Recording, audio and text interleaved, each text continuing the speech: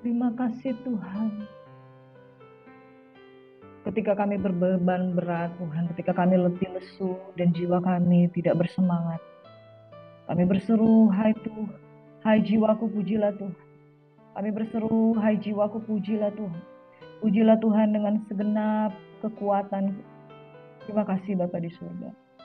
Hati kami bangkit Tuhan untuk bersyukur ketika jiwa kami letih lesu dan berbeban berat. Tuhan akan memberikan kelegaan bagi kami.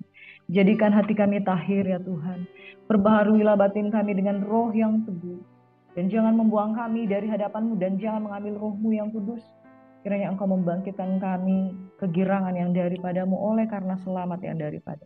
Terima kasih Tuhan. Lengkapi kami dengan roh yang rela di dalam nama Yesus Tuhan. Haleluya. Amin. Terima kasih Bapa di surga buat pagi hari ini urapan yang baru mengalir dalam nama Yesus. Terima kasih Tuhan. Shalom, selamat pagi sahabat beasiswa yang diberkati oleh Tuhan Yesus Kristus. Tuhan memberkati dan melindungi kita, Tuhan menyinari kita dengan wajah-Nya dan memberikan kita kasih karunia. Tuhan menghadapkan wajah-Nya kepada kita dan memberikan kita damai sejahtera. Diberkatilah keluar masukmu, diberkatilah adonan rotimu, dibuat Tuhan berhasil apa yang kau idam-idamkan. Saudara yang diberkati oleh Tuhan Yesus Kristus, pagi hari ini kita akan merenungkan sabda firman Tuhan. Sekali lagi dari Raja Daud. Kita sudah merenungkan beberapa waktu yang lalu bahwa Daud adalah pahlawan yang gagah perkasa. Daud mengalahkan beribu-ribu laksa, sementara Saul hanya mengalahkan ribuan orang. Nah, saudara yang diberkati oleh Tuhan Yesus Kristus, ketika goncangan yang begitu kuat di dalam kehidupan Daud, dia adalah pahlawan yang gagah perkasa. Goliat saja, saudara, dia bisa tebas kepalanya oleh karena Tuhan semesta alam ada di pihak Daud. Ketika dia berhadapan dengan musuh-musuhnya, ribuan bahkan berlaksa-laksa dikalahkannya. Semangatnya sebagai pahlawan mengalahkan segala musuh-musuhnya oleh karena Tuhan ada di pihak dia. Dan saudara, ketika dia menghadapi Saul, raja yang dia panggil ayah angkatnya, orang yang terdekat dengan dia juga berkemenangan, saudara. Dia tidak membalas yang jahat dengan jahat. Dia tidak membalas rancangan manusia yang mendatangkan kecelakaan. Dia berkemenangan. Tetapi ketika ada angin sepoi-sepoi, saudara, dia jatuh. Saudara, kalau ada badai yang begitu kuat yang menerpa kehidupan kita, kadangkala kita itu sangat-sangat mengandalkan Tuhan. Tetapi ketika angin sepoi-sepoi di dalam kenikmatan, di puncak kejayaan, ketika ada angin sepoi-sepoi, orang bisa mengalami kejatuhan. Ilustrasi seekor monyet, saudara, ketika dia sedang naik ke pohon pisang untuk mencari pisang yang matang, kemudian tiba-tiba bertiuplah angin kencang. Angin kencang bertiup, dia berpegang kepada batang pohon pisang itu dengan sangat kuat, sangat kokoh, dia tidak jatuh. Kemudian datang angin sepoi-sepoi. Lama-lama dia mengalami ngantuk, kemudian dia tertidur. Angin terus bertiup, kemudian pegangannya terlepas. Ketika dia lengah, dia mengalami kejatuhan. Saudara yang diberkati oleh Tuhan Yesus Kristus, di saat goncangan badai yang begitu kuat, seringkali kita sangat kuat, teguh, berpegang, berharap dan mengandalkan Tuhan. Tetapi ketika di puncak kejayaan, ada kenikmatan, maka saudara kadangkala ada kelengahan dan kita buka celah, tudung perlindungan daripada Tuhan. Kemudian iblis kemudian mulai menyerang dalam kehidupan kita. Saudara yang diberkati, mari kita menjadi pribadi-pribadi yang kuat di dalam Tuhan. Amin. Firman Tuhan pagi hari ini yang kita akan renungkan bersama-sama bahwa jangan buka celah, jangan beri kesempatan kepada iblis. Ketika kita buka peluang terhadap iblis, ketika kita lengah di puncak kejayaan kita dalam kehidupan kenikmatan, dosa mulai masuk. Ingat saudara, tidak ada dosa yang tidak merusak. Namun satu hal, ketika kita pun jatuh dalam dosa, kita harus ingat bahwa Tuhan berkuasa. Jangan keraskan hatimu, jangan tinggalkan Tuhan, jangan tidak mau bertobat, tetapi datang sungguh-sungguh kepada Tuhan. Kita mau belajar dari sikap seorang yang bernama Raja Daud. Di tengah badai tofan yang begitu mengamuk dalam kehidupan badai kehidupannya, dia tidak jatuh. Tetapi angin sepoi-sepoi membuat dia mengalami kejatuhan. Dosa masuk, dosa merusak. Tidak ada dosa yang tidak merusak. Namun satu hal saudara yang saya mau menghiburkan kita semua, tidak ada dosa yang tidak dapat diampuni. Ada amin? Firman Tuhan pada pagi hari ini berkata, tidak ada dosa yang tidak merusak.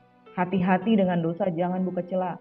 Tetapi ketika engkau mengalami kejatuhan di dalam dosa, maka Yesus sudah mati bagi kita semua. Saudara buka hati dan izinkan Tuhan melawan kehidupan kita. Tidak ada dosa yang tidak dapat diampuni. Asal kita dengan sungguh-sungguh mau datang kepada Tuhan.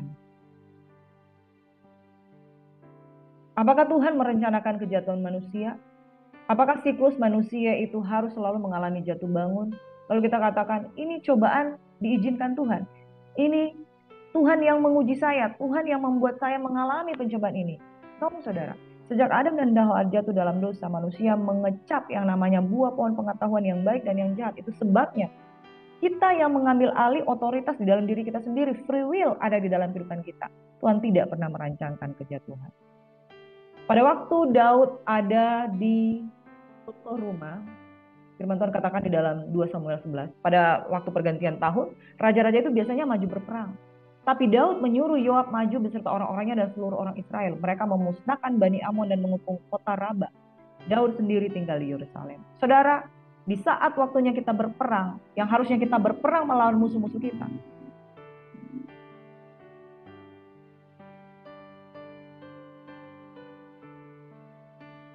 di saat harusnya kita melawan musuh-musuh kita, tapi kita tidak turun untuk turut berperang. Daud mengalami kejatuhan di sini. Dia tidak turut berperang di saat dia harus berperang. Pada waktu dia berperang, dia berkemenangan. Lalu dia tinggal sendiri di Yerusalem. Saudara, yang pertama kalau kita tidak berperang, musuh yang berperang melawan kita. Yang kedua, Daud mengambil waktu sendiri tinggal di Yerusalem. Orang yang menyendiri mencari keinginannya sendiri. Di sana ada banyak celah, iblis bisa gampang masuk. Ketika dia sendiri, dia naik di atas soto. Ngapain di atas soto rumah? Dari sana tampak dari atas soto itu seorang perempuan sedang mandi. Elok rupanya. Harusnya godaan itu Daud lari seperti Yusuf, tapi dia menikmati. Dia tanya, siapa itu? Batsheba. Lalu dia mengajak, dia menyuruh orang-orangnya datang kepada perempuan itu datang. Lalu dia melakukan perzinahan dengan Batsheba. Batsheba hamil. Saudara, dia jatuh dalam dosa karena buka celah. Di saat berperang dia tidak berperang. Di saat harusnya dia bersama-sama dengan orang lain dia menyendiri. Dan di saat dia tergoda dia tidak lari. Tapi dia meneruskan godaan. Saudara, Tuhan tidak mau kita tinggal di dalam godaan. Makanya kita harus berperang. Dan kita jangan biarkan kita sendiri. Iblis gampang masuk menyerang orang-orang yang suka menyendiri. Dan kalau ada cobaan, godaan di depan mata kita, lari saudara. Lari ketika kita mau diajak untuk jatuh, lari. Karena saudara, sekali orang jatuh di dalam dosa, dia akan menutupi dengan dosa yang lain. Seketika ketika Batsheba mengandung, sekali dosa masuk di dalam kehidupan kita, dosa pasti merusak. Dosa merusak segalanya. 2 Samuel 12. Kemudian Daud ditegur oleh Nathan. Dan Daud bertobat dengan sungguh-sungguh. Namun apa yang terjadi saudara? Sekalipun Daud bertobat dengan sungguh-sungguh, beginilah firman Tuhan dikatakan. Bahwasanya malapetaka akan kutimpakan ke atasmu yang datang dari kaum keluargamu sendiri. Aku akan mengambil istri-istrimu di depan matamu dan memberikannya kepada orang lain. Orang itu akan tidur dengan istrimu di siang hari. Engkau telah melakukannya secara sembunyi. Aku akan melakukannya di depan seluruh Israel secara terang-terangan. Lalu berkatalah Daud kepada Nathan, aku sudah berdosa kepada Tuhan. Dan Nathan berkata kepada Daud, Tuhan telah menjauhkan dosamu itu, engkau tidak akan mati. Walaupun demikian, karena engkau dengan perbuatan ini telah sangat menista Tuhan, pasti anak yang lahir bagimu ini akan mati. Saudara yang diberkati, sebesar apa dosa Daud? Setelah dia membuat Batsheba mengandung, kemudian dia menutupi dosanya dengan cara apa? Dia ingin supaya tidak ketahuan perzinahannya, dia lakukan sembunyi-sembunyi dan kemudian dia merancangkan kematian dari Uria. Dengan sengaja Uria ditempatkan di barisan paling depan sehingga dia mati. Kemudian dia menikahi Batsheba. Saudara, dosa ini sangat besar di hadapan Tuhan. Ketika seorang jatuh di dalam dosa, maka dia akan menutupi dengan dosa yang lainnya. Yang kedua, ketika seseorang jatuh di dalam dosa, dia tidak menyadari kalau dia sudah salah melangkah. Yang ketiga, ketika seseorang jatuh di dalam dosa, hatinya bisa menjadi keras. Tetapi satu hal yang kita lihat yang cukup baik di dalam diri Daud adalah dia tidak mengeraskan hatinya. Ketika Nabi datang menegur dia, Mazmur 51 itu terbit. Yaitu saudara, dia bertobat dengan sungguh-sungguh dan dia katakan, Tuhan jangan ambil rohmu dari dalam hidupku. Namun saudara, dosa adalah dosa. Setiap dosa mengakibatkan kerusakan. Keluarganya mengalami yang namanya malapetaka. Kejatuhan Daud dan Batsheba di pasal yang 11, Nathan memperingatkan Daud. Selanjutnya pemberontakan anaknya Absalom.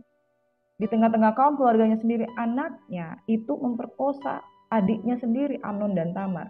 Kemudian karena marah, saudara laki-lakinya yang satu yaitu Absalom itu marah dan membunuh Amnon. Terjadi malapetaka di dalam kehidupan keluarga Daud. Saudara, dosa pasti mengakibatkan malapetaka. Dosa akan mengakibatkan masalah yang jauh lebih besar. Saudara yang diberkati oleh Tuhan Yesus Kristus, ketika Absalom membunuh saudaranya, dia tidak mengalami pertobatan. Jadi saudara, bahaya dari kejatuhan di dalam dosa. Kalau orang tidak mengalami yang namanya pertobatan, dia akan jatuh di dalam the next dosa. Ketika Daud jatuh di dalam dosa perzinahan, dia masuk dalam dosa lainnya yaitu menutupi kesalahannya. Kemudian dosa yang lainnya dia membunuh Uria. Dosa yang lainnya dia menikahi Batsheba dengan menutupi dosa-dosanya. Nah, saudara, ini dosa akan melahirkan dosa yang lain dan dosa akan merusak, saudara. Dosa merusak mental dari Daud, dosa merusak anak dari Daud yang ketika mereka izinkan dosa terjadi dalam kehidupan mereka. Kemudian Absalom ketika dia menutupi kesalahannya, dia memberontak kepada ayahnya. Dia disingkirkan, menjauh dari Daud, Daud tidak mau bertemu dia. Apa yang terjadi ketika Daud membujuk kembali untuk Absalom kembali dengan pertolongan dari Yoab? Saudara yang diberkati oleh Tuhan Yesus Kristus, Absalom hatinya sudah berubah. Orang yang tidak mau bertobat, dia akan menutupi dosanya dengan pembelaan diri, pembenaran diri, self defense yang salah, pembelaan diri yang bersumber dari sebenarnya menutupi kesalahan yang ada. Apa yang terjadi di dalam diri Absalom ketika dia menutupi kesalahannya, dia tidak mau merasa bersalah karena dia pikir dia melakukan hal yang benar, dia menyalahkan papanya. Ketika dia menyalahkan papanya, dia menyalahkan ayahnya, dia kemudian terbersih di dalam hatinya bersepakat untuk merebut tahta Daud. Nah, saudara, apakah seorang anak layak untuk merebut tahta? Karena mereka adalah keturunan sendiri. Namun saudara, malapetaka itu masuk di dalam kehidupan dari Raja Daud. Akhirnya kekacauan terjadi. Absalom mengadakan persepakatan gelap untuk merebut tahta ayahnya. Saudara, Daud melarikan diri di Yerusalem, dia bertemu dengan Siba, dia bertemu dengan Simei, Simei mengutuki Daud. Kemudian penasehat-penasehat Daud itu ada Husai dan Ahitofel menghadap kepada Absalom. Di antara mereka ada Ahitofel yang menasihatkan hal yang jahat, tapi Husai menggagalkan nasihat dari Ahitofel. Dan selanjutnya saudara, Daud kemudian keluar meninggalkan tahtanya. Dia sudah melarikan diri karena dia tidak mau membalas jahat yang jahat. Dia tidak mau membunuh anaknya sendiri, saudara. Malapetaka yang terjadi di dalam kehidupan Raja Daud adalah untuk membuat Daud insaf dan membuat Daud mengalami pelajaran yang penting untuk kita pelajari saat ini, bahwa dosa merusak dan dosa pasti ada konsekuensinya. Tidak ada dosa yang tidak dapat diampuni, tetapi kuasa dosa merusak. Tapi Tuhan datang untuk memulihkan segala sesuatu. Singkat cerita, pengkhianatan dari Absalom, Tuhan membela orang yang mau bersungguh hati kepada dia. Absalom tidak mau bertobat, kemudian oleh karena nasihat Ahitofel digagalkan nasihat Husai, maka ketika Daud ke Mahanaim, Absalom terpukul kalah dan mati. Dia tergantung di Pontar Bantin, kemudian Yoab menusukkan dia dengan tombak dan lembing.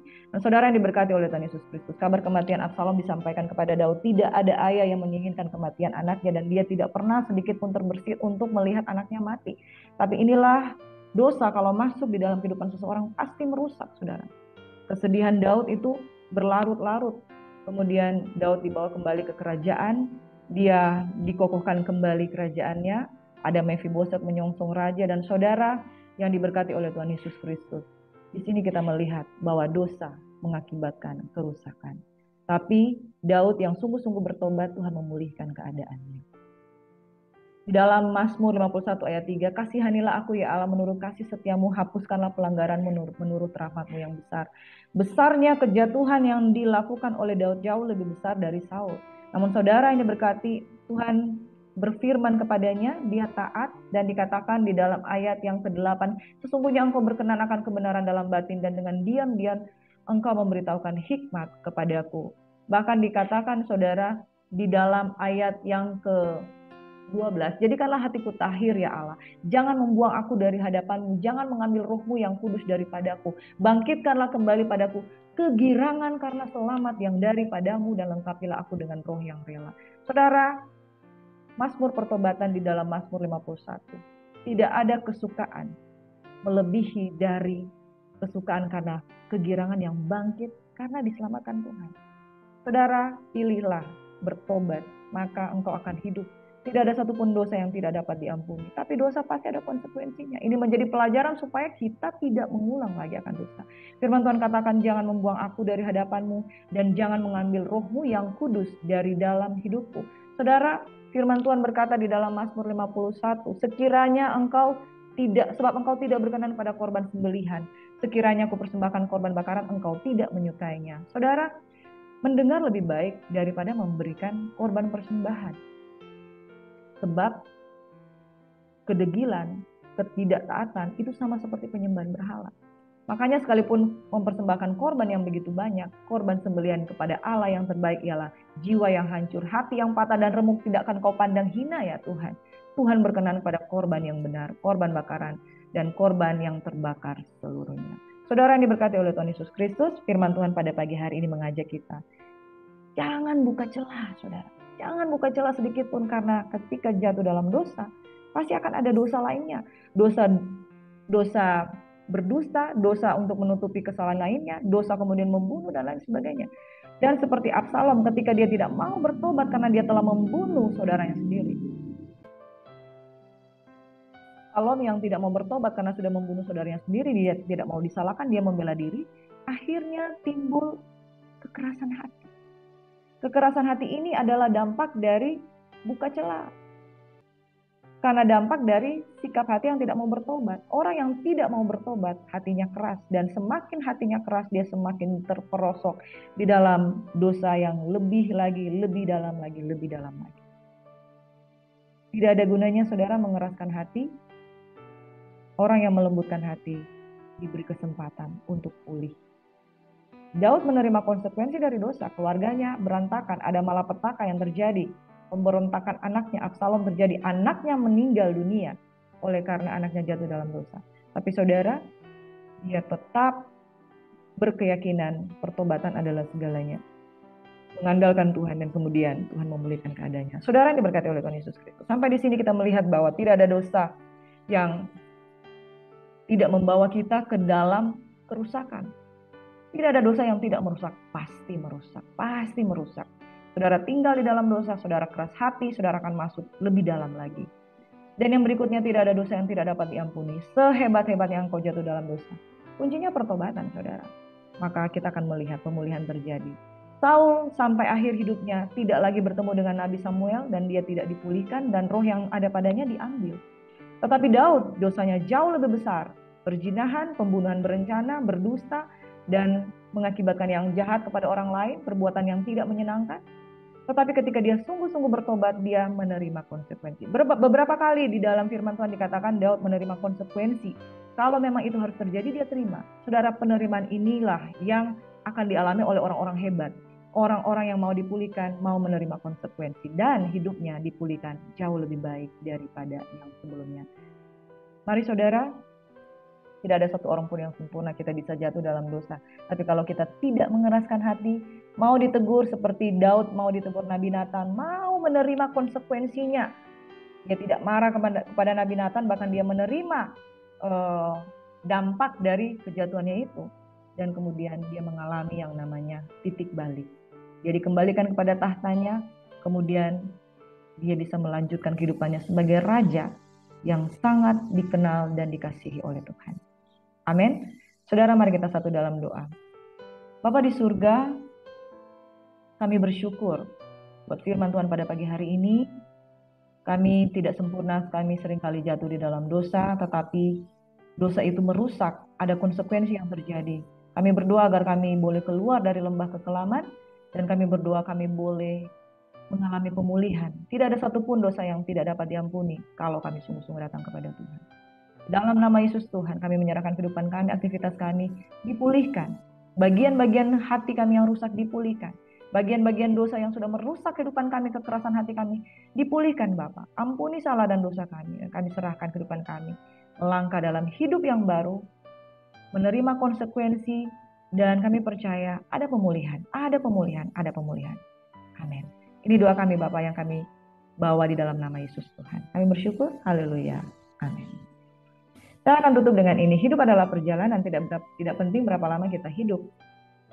Yang penting adalah kehidupan seperti apa dan cara bagaimana kita menjalaninya. Mari saudara,